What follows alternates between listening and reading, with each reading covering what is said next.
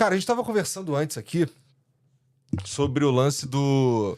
Que eu lembro que eu fiquei chocado, que eu via no UFC um cara usando karatê pra bater nos outros. E, pô, karatê era coisa de anime, coisa de filme, coisa de... Um troço mais teatral, assim, um troço mais bonito de ver, assim, no sentido de... Não tô usando isso pra de verdade meter a porrada nos outros. E você tava, cara. E eu não sei se tinha ou se ainda tem uma ideia de que existem artes marciais, vamos lá, melhores para ser utilizadas em pé do que o karatê. Imagino que você pense diferente, mas, porra, esse preconceito, essa ideia existia, existe ainda, que o karatê não é tão eficiente. Como é que é? Sim, é assim, o karatê era motivo de piada, lembra? O cara falava, é melhor o cara ter um carro, o cara ter mulher, o cara ter casa, do que o cara ter, entendeu? Era... O pessoal Entendi. fazia isso, né? Porque, assim, realmente é verdade o que você falou. Os filmes ajudaram muito o karatê, o taekwondo, né? A ser divulgado no mundo. Uhum. Mas, por outro lado, a competição tirou muito esse lado marcial, que é o lado efetivo da arte marcial. Principalmente depois que o Japão passou pela Era Meiji, né? Quando começou a Era Meiji, que essa era que acabou a época dos samurais e começou o processo educativo maior. Então isso foi proibido. Muita coisa foi proibida no Japão. E as pessoas não sabem disso. Então, o karatê, na verdade, ele era uma arte marcial como outra arte marcial, como o jiu-jitsu, como o Muay Thai, que é da Tailândia, né? Que eram artes marciais feitas por combate geral. Não existia, sabe, competição. Mas com o processo educativo, que também não era o objetivo a competição, eles entraram nas escolas. O judô e o karatê. O judô é o jiu-jitsu. Antigamente era o jiu-jitsu. E se tornou judô, pelo processo educativo também. Né? Que a Jigoro Kano falou, não, se a gente continuar com essa mesma metodologia antiga, de chave de braço demais, isso, aquilo, a gente não vai conseguir entrar no processo educacional. E aí ele pegou e tornou um pouco mais brando e Mais chamou de brando, judô. E chamou de judô, né? E trocou o nome, trocou a nomenclatura. E o karatê também aconteceu a mesma coisa. E depois o judô se tornou... a busca do judô era se tornar um esporte olímpico. E aí tem um processo para você se tornar um esporte olímpico, né? Não pode ter coisa que traumático, coisa... E o karatê foi na mesma busca. Tá. E ficou muito, sabe assim, reduzido, vamos dizer assim, tecnicamente falando. Tô entendendo. Não pode isso, não pode aquilo, sabe? Se bater muito forte, tá desclassificado. E o que é? A competição molda o treino. Por que eu vou treinar, por exemplo, se eu sou um atleta de judô, se não vale chave de pé, eu vou ser desclassificado, por que eu vou treinar chave Não faz de pé? sentido Não faz mesmo. sentido. É. A competição molda o treinamento. É.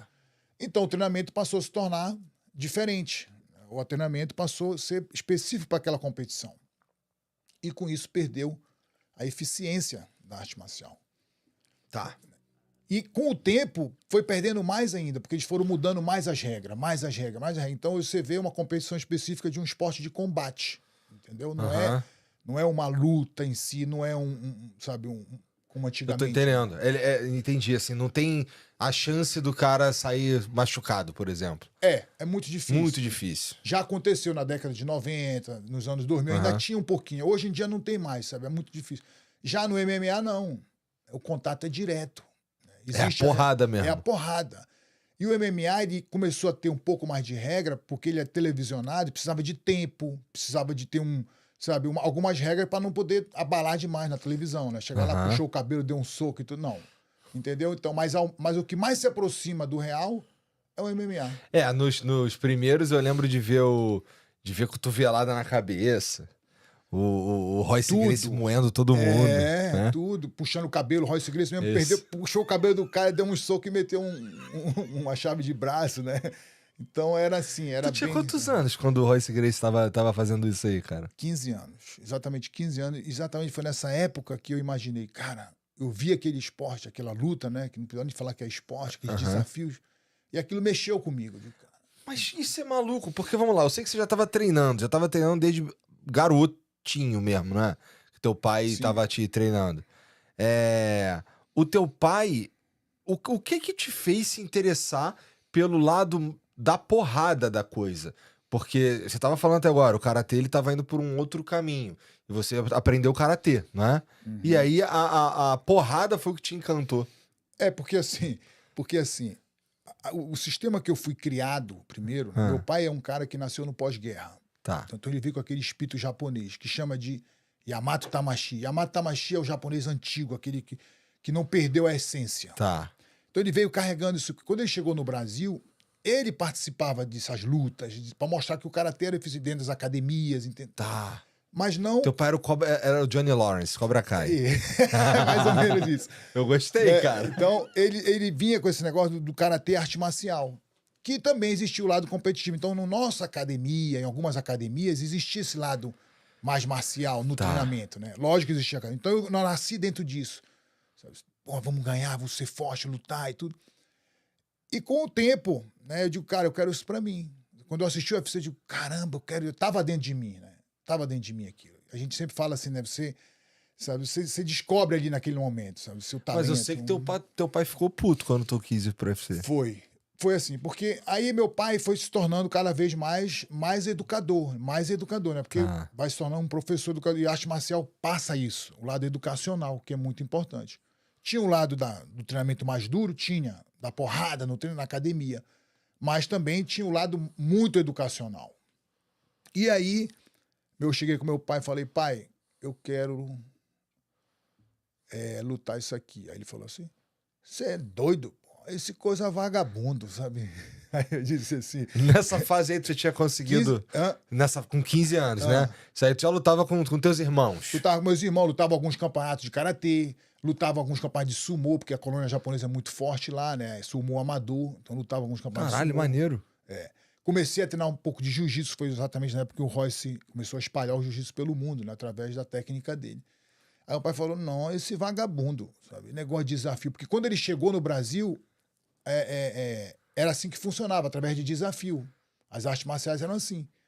Sabe? Desafia quê? Desafia quê? Então ele participou... E eram as lutas valendo uma graninha? Os caras apostavam? Não tinha. Era honra. Tá. Entendeu? Não era grana. Eles nunca lutaram por dinheiro. Esses caras lutaram por honra. Na academia, mostrar que a minha arte marcial era eficiente. E foi preciso isso naquele tempo, né? Para se colocar, para ter um espaço. E aí ele falou, não, esse vagabundo. Eu disse, não, pai. Aí depois ele pensou assim, alguns dias e falou assim, não, Lioto, eu verdade mesmo vou falar a você. Vida, sua escolha. Se vai ser feliz ou se vai ser triste, você. Então, se você não está ferindo o princípio de vida, né? Não está matando, roubando, fazendo coisa errada, verdade mesmo, você tem que fazer o que você gosta. Então vai. Você quer isso, vai. Aí ele pegou, sabe o que ele falou? Então tá, quando passou o primeiro campeonato de Vale Tudo, né? Primeiro evento de Vale Tudo em Belém. Toda a cidade falando, eu tinha 17 anos.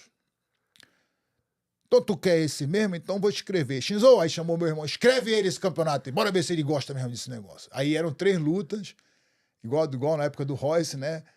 Pra ganhar, acho que era uma moto, alguma coisa assim, né? Aí eu digo, mesmo, eu vou ganhar essa moto, entendeu?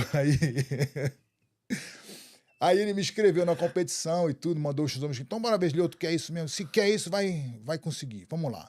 Aí comecei a treinar e tudo, quando faltava assim, uns 10 dias pra luta. Isso foi o quê? Um mês antes da luta, um mês e meio.